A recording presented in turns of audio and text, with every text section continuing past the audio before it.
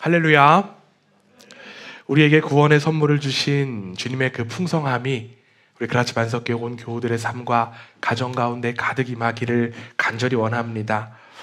오늘 설교를 시작하면서요, 몇 가지 한번 확인을 해보려고 합니다. 그래서 목록을 쭉 이렇게 나올 텐데요. 목록을 쭉 보시면서 나에게 몇 가지나 해당하는지를 한번 확인해 주시면 되겠습니다. 참고로 여러분들 다 체크하는 게 아니라요, 이 항목이 내가 최소한 2주간 지속되었을 때에만 체크하시면 됩니다.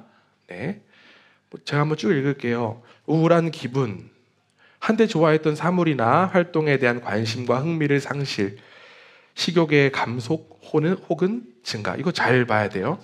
네.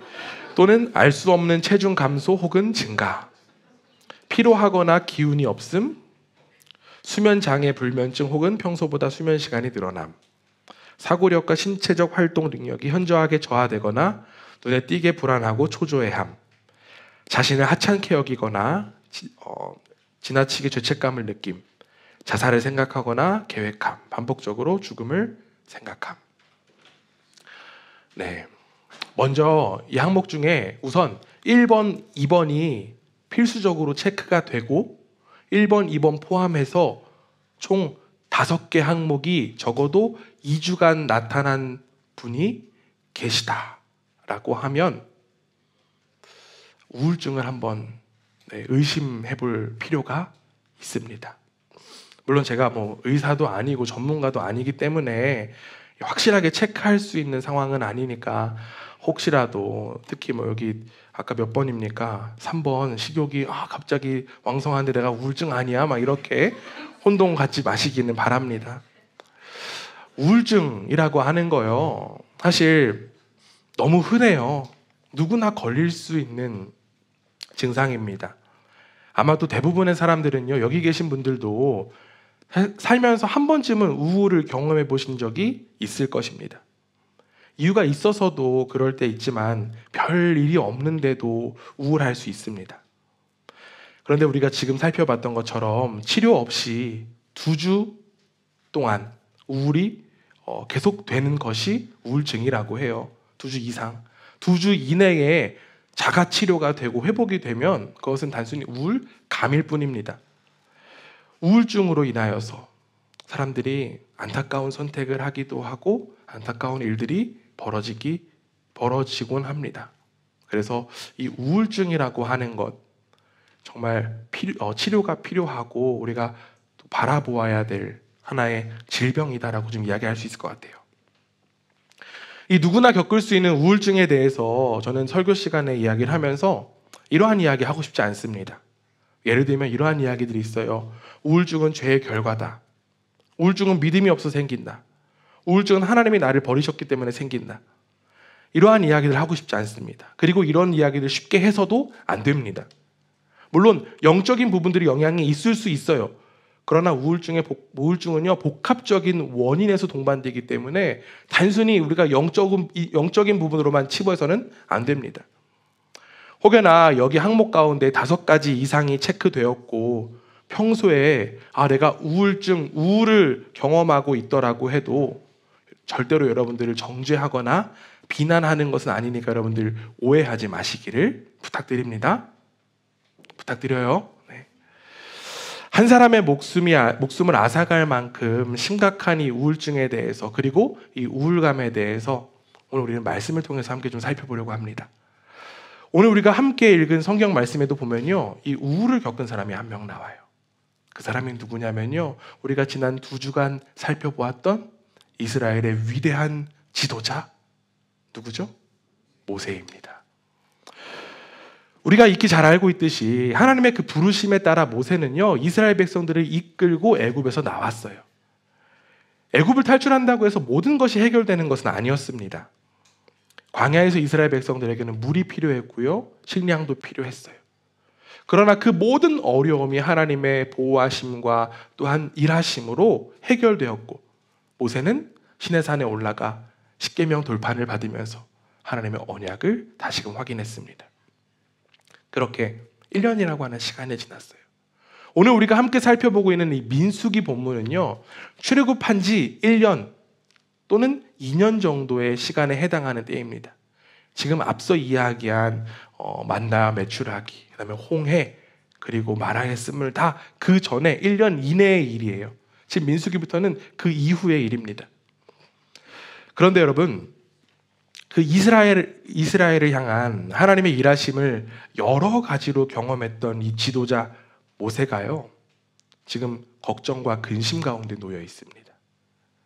오늘 우리가 읽은 이 10절을 보면요, 이 10절 하반절이 이렇게 되어 있어요. 제가 따로 적진 않았는데 세번역 버전이 이렇게 되어 있습니다. 모세는 그 앞에서 걱정이 태산 같았다. 모세는요, 걱정이 태산 같았대요. 우리가 읽은 성경에 보면요, 도무지 기뻐할 수 없는 상황에 놓여 있었다라고 합니다. 이에 모세는 하나님 앞에 이렇게 고백합니다. 오늘 우리가 함께 읽었던 민수기 11장 14절에서 15절입니다. 우리 함께 한번 읽어보겠습니다. 함께 있습니다. 시작.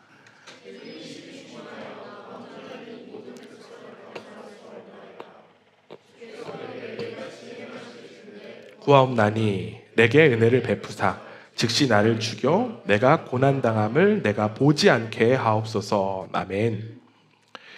하나님을 향한 모세의 고백이 어떻습니까? 참 처절해요. 모세의 상황이 참 좋지 않아서 모세는 지쳤습니다. 그래서 모세는요, 내가 그 일을 감당할 수 없으니까 하나님, 저 좀 죽여주세요 라고 하는 이야기하고 있습니다. 죽고 싶은 마음을 가진 이 모세의 상황이 너무나도 안타까워요. 수많은 기적을 직접 경험했던 그 이스라엘의 지도자 모세가 이렇게까지 안 좋은 상황 또는 우울의 감정을 느낄 수밖에 없는 상황, 어떤 일이 있었기 때문에 모세가 이렇게 좌절하고 있는 것일까요? 모세가 죽고 싶다라고 하는 이 우울의 마음을 가진 가장 큰 이유는 바로 이스라엘 백성들 때문이었습니다. 오늘 우리가 함께 읽진 않았지만요, 오늘 읽은 본문 바로 앞에 민수기 11장 4절에 보면 이스라엘 백성들의 상태를 확인할 수 있어요. 함께 했습니다. 시작. 탐욕을 품음에 이스라엘 자손도 다시 울며 이르되 누가 우리에게 고기를 주어 먹게 하랴. 출애굽의 무리 가운데서는요, 이스라엘 민족, 히브리 민족만 있는 것이 아니라 다른 민족들도 있었습니다. 그런데 성경은요, 그 다른 민족들이 탐욕을 품었다라고 이야기합니다. 그리고 그 탐욕은 어떤 탐욕이었을까요? 먹을 것에 대한 불만이었습니다. 그들의 불평은요, 그들 민족, 다른 민족에만 해당되는 것이 아니라 불평은 이스라엘 민족 전체에게 퍼져나갔습니다. 광야에서 그들은 어떻게 살았습니까? 지난 1년에서 2년 동안 이스라엘 백성들은 어떻게 살았나요? 만나와 매출하기를 통해서 매일을 살았습니다. 여러분, 그것이 기적이 아니고 무엇입니까? 그들은 기적을 매일같이 경험했습니다. 그러나 이 불평이라고 하는 병에 전염된 이스라엘 백성들은요, 과거까지 미화하면서 불평하기 시작합니다. 그들이 어떻게 미화를 했냐면, 애굽에서 생선도 먹었고 오이도 먹었고 수박도 먹었고 부추, 파도 먹고 뭐 마늘도 마음껏 먹었다라고 하는 이야기들을 합니다. 이들이 과거를 미화시키고 왜곡해요. 그런데 여러분, 이러한 모습들이 단순히 이스라엘 백성들만의 모습일까요? 저는 절대로 그렇지 않다라고 생각합니다. 여기 계신 분들 가운데 군대 다녀오신 분들이 있으시죠? 네, 우리 지난주에도 군대 얘기 또 잠깐 또 했는데, 지난주에는 축구 얘기하고 이번 주에는 또 군대 얘기하고, 참 그쵸? 군대 생각해 보면, 군대 다시 가라라고 하면 어떻습니까? 물론 다시 갈 수도 있지만 내가 왜 굳이 다시 가야 돼? 라는 생각이 들 겁니다. 그런데 제 얘기예요. 현실이 굉장히 어렵고 힘들면 그때가 좋았던 것 같은데? 라고 하는 생각이 들 때가 간혹 있습니다. 네. 아닌 척 하시는 분들 많으신 것 같은데, 그때를 미화시키는 거예요. 내가 그때 참 행복했었지. 내가 그때 아무 고민 없고 아무 생각 없이 살아갈 때가 참 좋았었지. 이스라엘 백성들은요, 애굽에서 고된 노동으로 인하여서 탄식하며 하나님께 구원을 위해서 부르짖었던 사람들이에요. 그런데 이 구원을 위해서 부르짖었던 사람들이 이제는 그 과거의 사실을 왜곡하고 미화하면서 불평만을 지금 내뱉고 있는 것입니다. 그리고 그 불평은 누구를 향했습니까? 먼저 모세를 향했고요. 그리고 하나님을 향했습니다. 모세는 이스라엘의 불평으로 인하여서 현재 지금 우울하게 된 거예요. 이스라엘 백성들이 아무리 불평하더라도 모세는 그러면 안 되는 거 아닙니까? 하나님과 직접 소통하고 있는 모세는 그러면 안 되냐라고 생각하실 수도 있습니다. 물론 맞아요. 중심 있는 사람 흔들려서는 안 됩니다. 그런데 여러분, 아무리 중심이 있어도 수많은 사람들의 불평과 원망을 들으면 흔들릴 수도 있습니다. 그만큼 불평이라고 하는 존재는 위험해요. 출애굽은 단순히 모세 혼자 이끈 것이 절대로 아니었습니다. 모세를 비롯한 그들 모두는 공동체였기 때문에, 무엇이었기 때문에? 공동체였기 때문에 그들은 한 몸같이 유기적으로 움직였습니다. 이처럼 공동체는요, 하나의 유기체예요. 사랑하는 여러분, 우리에게도 한 몸을 이루는 공동체가 허락되었습니다. 사도 바울은요, 고린도전서 12장에서 교회가 그리스도의 몸이다라고 지금 이야기하고 있습니다. 함께 있습니다. 시작. 모든 지체가 함께 고통을 받고 한 지체가 영광을 얻으면 모든 지체가 함께 즐거워하느니라. 아멘. 한 몸을 이루었기 때문에 한 지체가 고통을 받으면 어떻다고요? 고통을 받아요. 그다음에 한 지체가 기뻐하고 즐거워하면 같이 기뻐하고 즐거워할 수 있습니다. 고통을 함께 받고 기쁨을 함께 누릴 수 있는 것, 여러분, 축복이에요. 그런데 축복이면서도 그렇기 때문에 우리가 더욱더 집중하고 주의해야 될 것은 바로 한 지체입니다. 한 사람이에요. 출애굽의 공동체에 불평이 전염된 것처럼 그리스도 안에서 한 몸을 이룬 우리도 불평의 바이러스가 전염될 수 있고, 그로 인해서 공동체가 망가지는 것뿐만 아니라 누가 망가질까요? 내 자신이 망가질 수 있어요. 사랑하는 여러분, 우리 한 사람이 건강해야 됩니다. 여러분, 한 사람 한 사람이 건강해야 돼요. 건강한 공동체에 건강한 사람이 있고요. 건강한 사람이 건강한 공동체를 만듭니다. 모세가 우울에 시달려서 하나님께 죽여달라고 이야기한 그 고백과 같은 일들이 우리 속에서 일어나지 않게 되기를 원합니다. 혹여나 이러한 고백이 일어나더라도, 이러한 불평 속에서 우울의 고백들이 일어나더라도 함께 보살피고 함께 회복에 앞장서는 그라자 반석교회가 되기를 주님의 이름으로 축원합니다. 특별히 여러분, 한 사람의 죄를 간과해서 안 돼요. 한 사람의 죄를 그냥 개인적인 일로 치부해서는 안 됩니다. 예수님께서는 제자들에게 이렇게 말씀하셨어요. 마태복음 18장 15절에서 18절인데요. 좀 긴 본문이지만 함께 한번 또박또박 읽어보겠습니다. 함께 했습니다. 시작.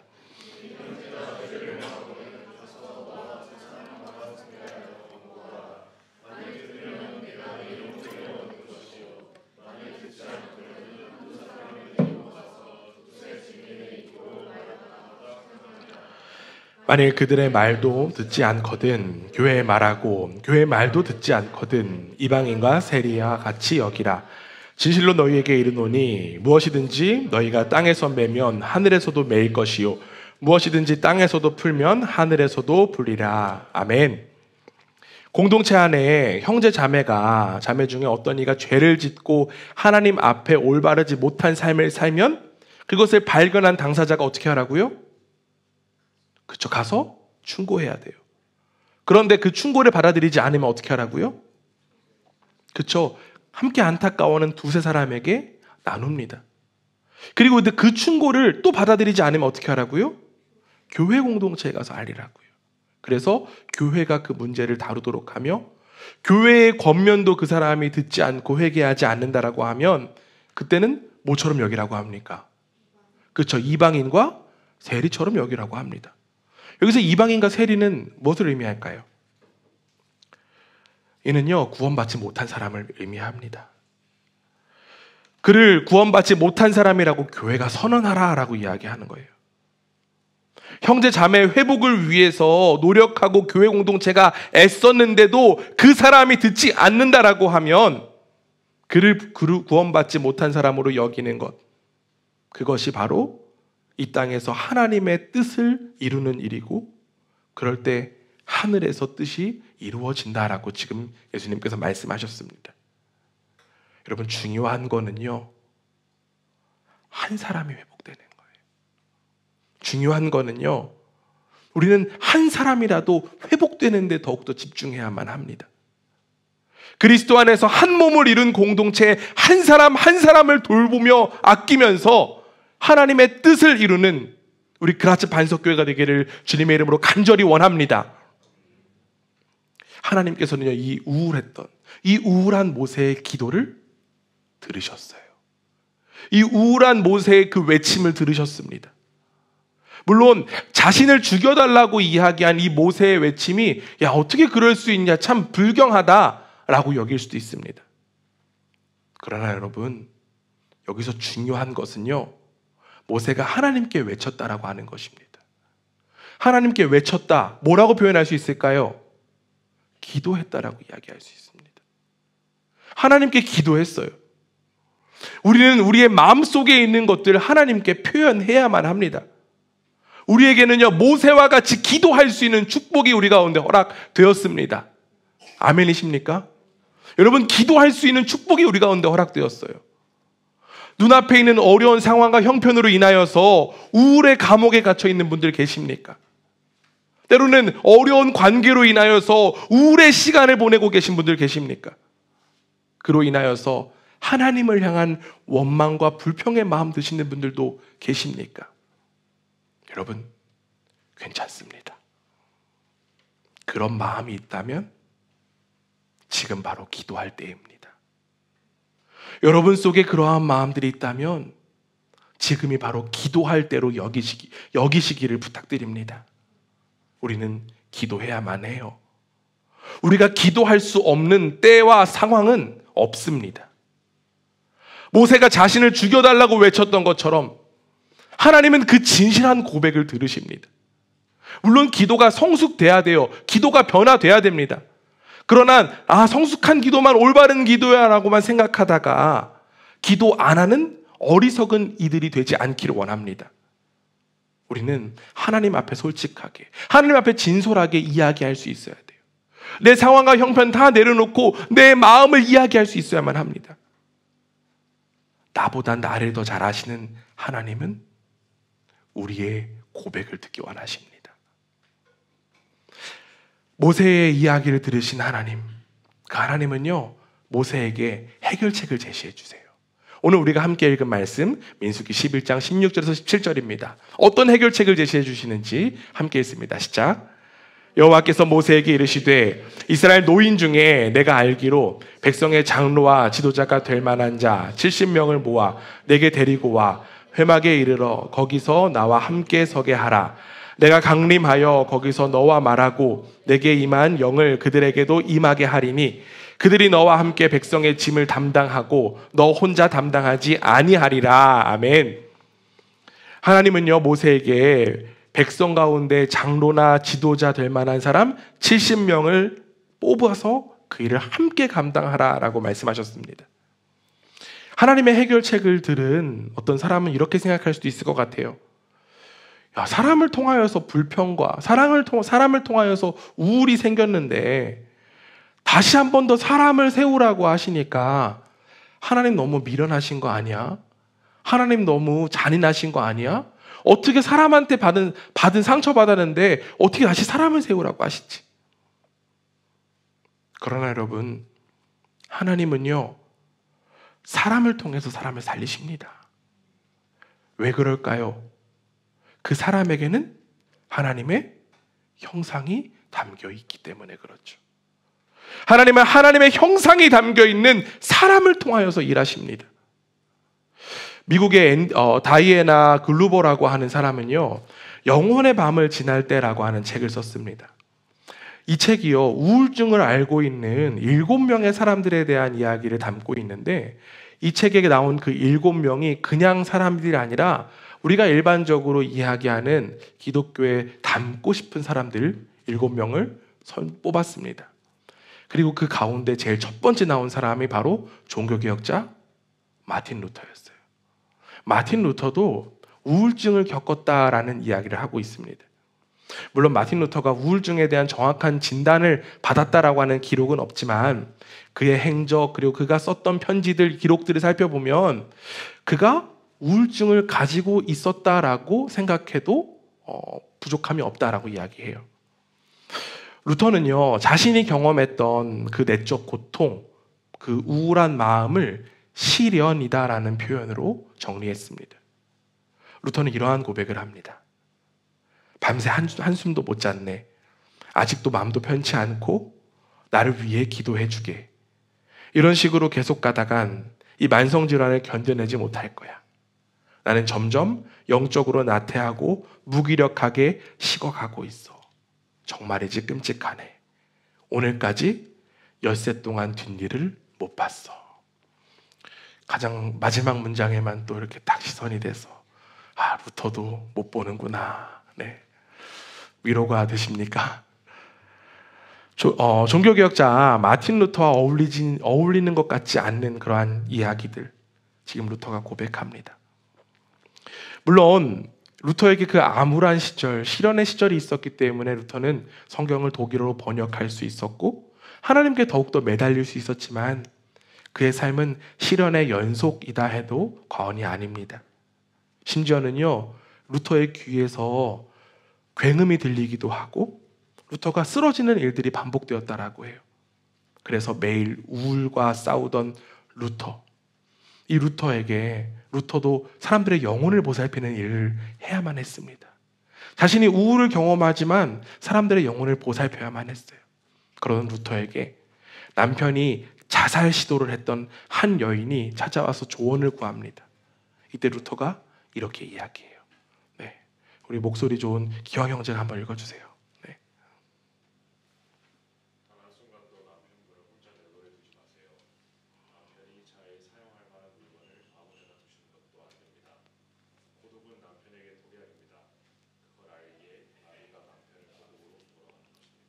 네, 감사합니다. 정리하면 루터는 남편을 혼자 두지 말라라고 권면했습니다. 루터는요, 우울증을 이겨낼 수 있는 비결을 함께 하는 것이다 라고 지금 이야기합니다. 우울증에 시달리던 루터도요, 이 시험에 빠뜨리는 무거운 생각들이 자신을 올가맬 때 혼자 방 안에 머무는 대신 심지어 돼지우리라도 뛰어들었다라고 합니다. 내면에 우울한 먹구름이 몰려와서 생각과 감정이 표류하기 시작하면 우리는요, 현실 인식도 제대로 못하고요, 사고작용이 제대로 되지 않습니다. 그렇기 때문에 지금 루터는 어떻게 이야기하냐면 그 상황을 자꾸 벗어나서 사람을 만나라 라고 이야기합니다. 비슷한 의미에서요, 우울의 증상이 있고 우울증이 의심된다라고 하면 상담을 받거나 병원을 찾는 거 너무나도 필요하고 중요한 일입니다. 여러분, 그거 나쁜 거 아니고 이상한 거 아니에요. 우리는 자꾸만 이 우울, 이 영혼의 밤을 벗어날 수 있어야만 합니다. 사랑하는 여러분, 이 위대한 종교개혁자 마틴 루터도요, 우울증이 있었어요. 그리고 오늘 살펴본 모세도 우울합니다. 그리고 우리가 올해 시작하면서 함께 살펴본 말씀, 거기에 나온 엘리야도 마찬가지였어요. 그리고 성경에 나온 예레미야 선지자도 우울했습니다. 그렇기 때문에 여러분, 이렇게 미약하고 연약한 우리도 우울의 증상이 찾아올 수 있어요. 그런데 여러분, 우울의 증상이 찾아온다라고 해도 너무 겁내거나 두려워하지 마시기를 부탁드립니다. 왜냐하면 우리에게는 하나님의 선물인 믿음의 공동체가 있기 때문입니다. 여러분, 요청하세요. 찾아가세요. 도움을 자꾸 구해야만 합니다. 그리스도 안에서 이미 한 몸을 이룬 지체들을 위로하고 권면하며 우리 그라치 반석교회 온 교우들이 하나님의 회복을 위해서 일하게 될 줄 믿습니다. 70명의 장로를 세워서 모세를 돕도록 하신 하나님께서 여러분 한 사람 한 사람을 세워서 아프고 힘든 이들을 치유하고 회복시킬 것을 믿습니다. 하나님의 회복과 하나님의 치유에 동참하는 우리 그라치 반석교회가 되기를 주님의 이름으로 축원합니다. 제가 우울이라고 하는 주제로 오늘 설교를 준비하면서 한 책을 보게 되었습니다. 그 책 제목이 이렇게 돼요. 우울한 마음을 안아드려요 라고 하는 책입니다. 근데 이 책에서 보니까 참 흥미롭고 신기한 부분을 하나 발견했습니다. 여러분, 우울증이 잘 생길 수 있는 사람의 성격이 어떤 것이 있을 것 같으십니까? 어떤 성격의 사람이 우울증이 잘 걸릴까요? 어떤 성격의 사람이 우울증에 민감할까요? 뭐 다양하게 떠오르실 거예요. 그런데 지금 이 책에서 제시하는 거냐 뭐였냐면 의외로 이 완벽주의 성향이 우울증에 굉장히 취약하다라는 이야기가 나왔습니다. 왜 그럴까요? 이 완벽주의 성향은요, 끊임없이 자기 의의를 드러내고 자기 평가를 좋게 하려고 합니다. 그리고 자기 가치를 높이는 노력을 해요. 그러려면 어떻게 해야 될까요? 계획을 철저하게 세워요. 그리고 반드시 다른 사람의 인정을 받아야 됩니다. 그러다 보니까 어떻게 될까요? 다른 사람에게 묻는 것도 안 해요. 그것도 부끄러워하고 이거는 나를 부정하는 일이야 라고 생각까지도 합니다. 도움 요청도 못 합니다. 좋은 사람으로 되기 위해서 사람들이 부탁하면 어떻게 합니까? 거절하지 못해요. 네, 알겠습니다. 그러다가 혼자서 모든 일 감당하다 어떻게 될까요? 그렇죠? 다 포기하게 됩니다. 무기력증이 와요. 다 할 수 있다라고 생각하다가 다 포기하게 되고 무기력해집니다. 여러분, 우울과 무기력은요, 같이 있는 친구라고 해요. 그래서 우울해지면 무기력증이 찾아온다라고 합니다. 아무것도 하기 싫다는 마음이 있기 전에 우울한 증상이 먼저 온다라고 해요. 오늘 우리가 말씀 살펴보면 모세 어떻습니까? 모세가 이야기했던 것들 보면요, 기분이 먼저 상했어요. 기분이 안 좋아요. 그런데 지금 이야기하면서 보니까 결국에 하나님 앞에서 어떻게 이야기합니까? 하나님, 저 아무것도 하기 싫어요. 저 죽여주세요. 이러한 마음이, 특별히 이 완벽주의자들의 그 모습이 하나님을 내 자신, 내 마음에서 몰아내고 자신이 그 자리를 차지하려고 하는 모습일 수도 있다라고 하는 생각 여러분 해봐야만 합니다. 내가 위대한 지도자 모세니까, 내가 이 이스라엘 백성들 이끌고 홍해도 건넜어. 내 지팡이로 여러 가지 능력이 나타났어. 이렇게 나에게 집중하다 보면요, 우리는 자연스럽게 좌절할 수밖에 없어요. 왜냐하면 우리는 그 누구도 완벽하지 않기 때문입니다. 계속되는 변화의 장애물을 스스로의 힘으로 넘느라 지칠 수밖에 없습니다. 그러나 여러분, 이러한 완벽하지 않은 우리를 완벽하다라고 지칭해 주시고 불러주신 분이 계십니다. 누구입니까? 하나님이에요.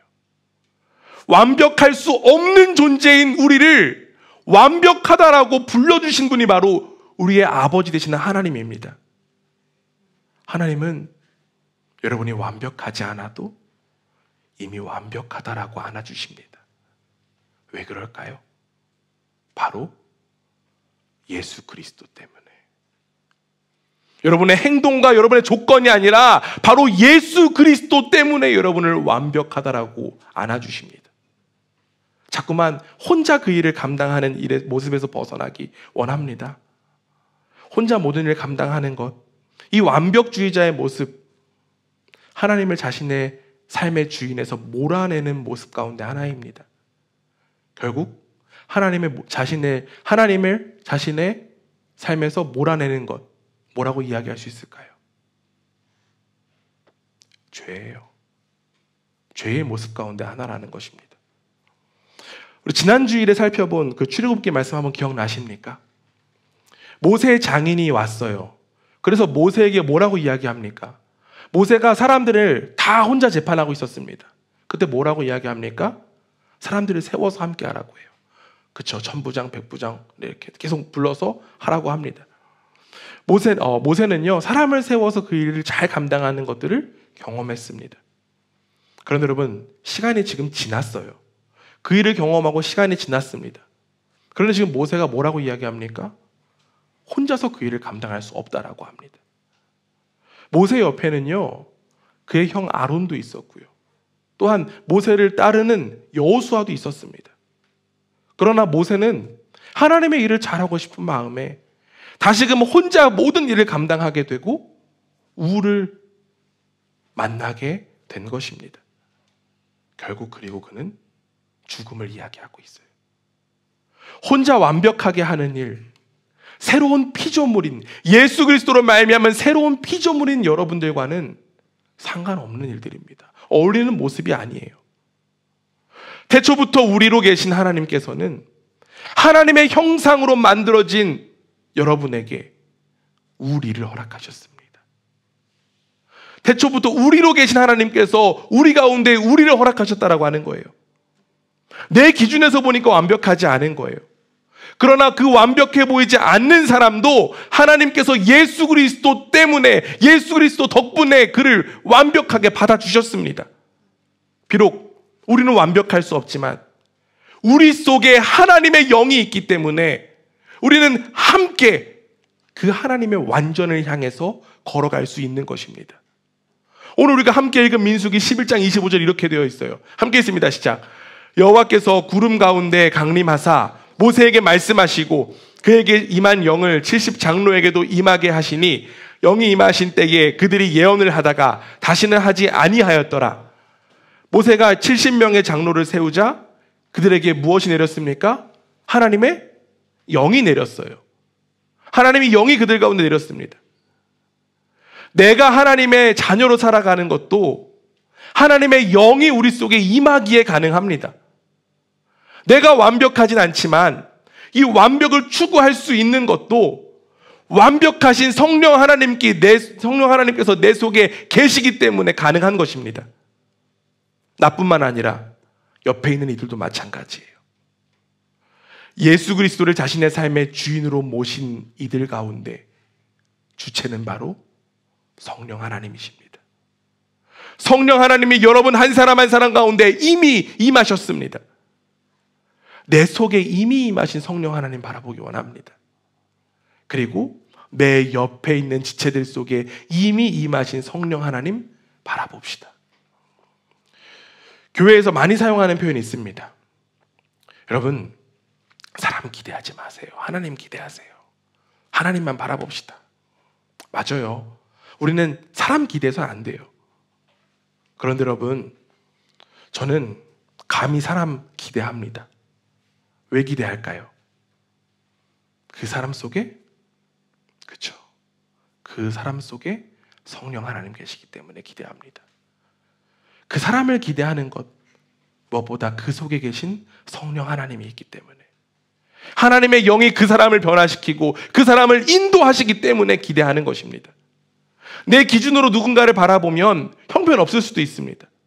그러나 나를 무조건적으로 받아주신 하나님의 마음이 내 속에 있다라고 하면 그 마음을 가진 사람은 그 누구도 인정할 수 있어요. 용납할 수 있습니다. 여러분, 중요한 거는요, 성령을 얼마나 의지하느냐입니다. 내가 성령과 얼마나 가까운가, 내가 성령 충만한가입니다. 성령님은 인격적이세요. 그래서 우리 속에서 인격적으로 일하십니다. 그렇기 때문에 우리 속에 임하기도 하시지만 성령님이요, 삐지기도 하세요. 그러다가 떠날 수도 있습니다. 성경은 성령의 소멸을 이야기합니다. 성령의 소멸이 거의 일어나진 않지만 자꾸 성령의 외침을 무시하면 소멸될 수도 있다라고 하는 거예요. 우리가 성령을 무시할 때가 언제입니까? 다른 사람들 속에 성령을 무시하는 행위도 성령을 무시하는 모습이 될 수 있습니다. 이제 우리 속에 계신, 내 옆 사람 속에 계신 그 성령님을 온전히 인정합시다. 내가 모든 것을 하려고 하니까 지치고 힘들지만 우리 속에 계신 성령 하나님께 모든 것을 내어 드릴 때 우리는 능력 주시는 자 안에서 모든 것을 할 수 있을 줄 믿습니다. 그리고 내 속에 계신 그 성령 하나님께서 다른 지체들 속에도 임하셨음을 바라보고 인정하며 성령 안에서 하나 되는 우리 그라치 만석교회가 되기를 간절히 원합니다. 한 성령이 우리 속에 계시기에 우리는 한 소망으로 부름받았습니다. 그리스도의 한 몸을 이룬 우리가 한 성령 안에서 하나임을 기억하고 하나님의 소원을 반드시 이루어 가야만 합니다. 우울한 나날들이 성령으로 치유되기를 간절히 원합니다. 무기력한 삶이 성령으로 회복되기를 간절히 원합니다. 사랑하는 여러분, 신앙생활은요, 자꾸 일어서는 거예요. 자꾸 일어나야만 합니다. 몇 분들하고 이렇게 인사하겠습니다. 자꾸 일어나야만 합니다. 네, 졸다가 일어나는 얘기는 아니고요. 자꾸 일어나세요. 왜 일어나는 것일까요? 여러분의 손을 붙잡으시는 누가? 하나님의 손이 있어요. 지치고 낙심하고 무기력한 여러분의 손을 붙잡으시는 하나님의 손이 있습니다. 그리고 여러분의 손을 붙잡고 일으키는 교회 공동체가 있습니다. 이렇게 여러분의 영혼을 소중히 여기고 회복하는 일에 열심을 다하는 우리 교회가 하나님의 뜻을 온전히 감당하는 교회가 될 줄 믿습니다. 이렇게 하나님의 회복에 참여하다 보면 어느덧 우리의 삶도 영혼의 밤을 지나 영혼의 아침을 맞이하게 될 줄 믿습니다. 옆에 분들하고 이렇게 인사하고 설교 마치겠습니다. 영혼의 밤을 지나 영혼의 아침을 맞이합시다.